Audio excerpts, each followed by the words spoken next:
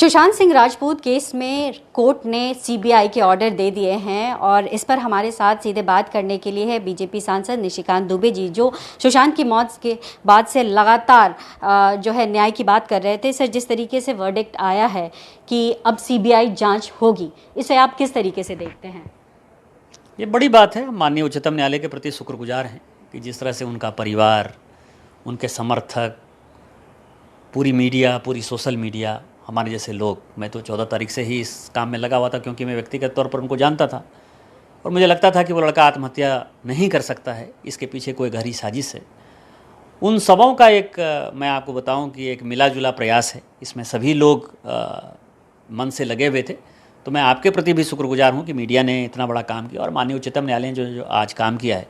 तो मुझे लगता है कि सुशांत सिंह राजपूत की जो मौत एक भटकाव के दौर पर थी, जिसको कि छुपाने और दबाने की कोशिश हो रही थी, उसका पर्दाफाश हो जाएगा और न्याय मिल जाएगा सारे परिवार को। जी सर, जिस तरीके से वर्डिक्ट आया है, इससे क्या महाराष्ट्र सरकार और वहाँ की जो पुलिस है उस पर प्रश्न चिन्ह उठता है कि उनकी जो जांच प्रक्रिया थी और जिस तरीके से सारा कुछ चल रहा था और बिहार में फिर एफआईआर करनी पड़ी और फिर सीबीआई के लिए अनुशंसा करनी पड़ी, तो क्या उन सरकार पर सवाल उठता है?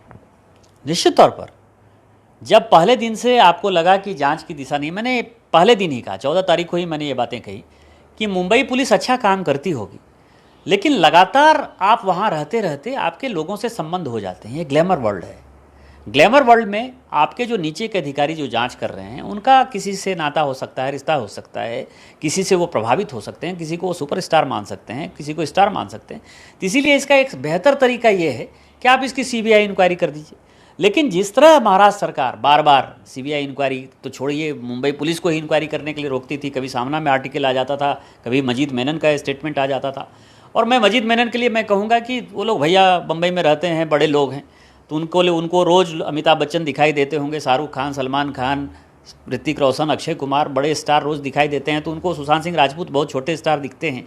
इस कारण से वो उस तरह का बयान दे सकते हैं। लेकिन हम बिहार के लोग हैं, झारखंड के लोग, इनके लिए तो भाई छोटा कलाकार ही बड़ा कलाकार होता है। हम क्या करेंगे? हमारा खुशकिस्मती नहीं है कि हम सलमान खान जैसे स्टार को पैदा कर सकते हैं। तो सुशांत सिंह राजपूत यदि मरे थे तो हमारे लिए तो एक बड़े गर्व की बात थी कि इतना कलाकार हो रहा है, शायद फ्यूचर में सुपरस्टार हो जाए, क्योंकि उसकी सारी फिल्में जिस ढंग से चल रही थी और उसको जिस ढंग से उन्होंने मौत को लिया, वो एक दिखाता था कि सरकार के ऊपर जो पॉलिटिकल पार्टी जो रूल कर रही है, वो मुंबई पुलिस के ऊपर किस तरह से प्रेशर क्रिएट कर रही है और उसको छुपा रही है। कभी अनिल देशमुख का जो है गृहमंत्री होने के बावजूद भी उनका बयान आ जाता था, तो ये दुर्भाग्यपूर्ण था।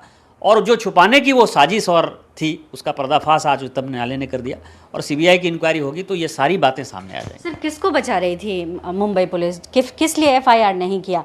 आपको लगता है किसी को बचाने की कोशिश थी मुंबई पुलिस? अब किसको बचा रही थी ये तो इन्वेस्टिगेशन का विषय है, लेकिन किसी न किसी को तो बचा रही थी। अब वो पता चलेगा सीबीआई इंक्वायरी में। मैं मतलब कोई भगवान तो मैं हूँ नहीं और मैं इन्वेस्टिगेशन भी नहीं कर रहा हूँ, ना मैं इस बीच में मुंबई गया हूँ कि मैं आपको वहाँ के स्थानीय स्तर पर क्या बात चल रही है बता पाऊँ। लेकिन मैं यहाँ से बैठकर आपको जरूर कह सकता हूँ कि जिस तरह रिया चक्रवर्ती का बयान आया, सुप्रीम कोर्ट में उसको रोकने की साजिश हुई, बिहार पुलिस यहाँ से गई, बिहार पुलिस के एसपी को क्वारंटीन किया गया, ये सब जरूर दिखाता था कि वो किसी को बचाने की कोशिश कर रहे हैं या तथ्यों को छिपाने की कोशिश कर रहे हैं और वो अब एक्सपोज हो जाएंगे। सर, इस केस को लेकर तमाम राजनीतिक पार्टियों का भी बयान आया और राजनीति भी लगातार हम देख रहे हैं और इस को लेकर ये भी सवाल हुए कि चूंकि आने वाले समय में बिहार में चुनाव है, इस वजह से वहाँ इस तरीके की राजनीति हो रही है, तो इसीलिए सीबीआई को दिया गया है। 14 जून को मरे तो 14 जून में तो कोई भारतीय जनता पार्टी के नेता ने जो है स्टेटमेंट नहीं दिया था। नीरज बबलू तो उनके भाई थे, तो स्वाभाविक है कि उन्होंने बयान दिया था। लेकिन मैं तो बोल रहा था, मैं तो झारखंड से सांसद हूँ ना, मैं बोल रहा था। मनोज तिवारी जी तो यहाँ दिल्ली से सांसद हैं, रूपा गांगुली जी तो बंगाल से सांसद हैं, सुब्रमण्यम स्वामी जी तो नॉमिनेटेड मेंबर हैं।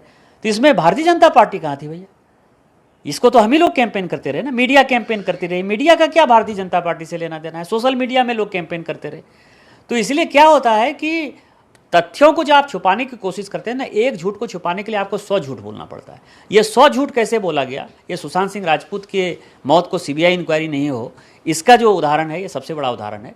और मैं आपको ये दावे के साथ कह सकता हूँ कि फिल्म इंडस्ट्री अब इसके बाद साफ सुथरी हो जाएगी। फिल्म इंडस्ट्री इसके बाद साफ सुथरी हो जाएगी।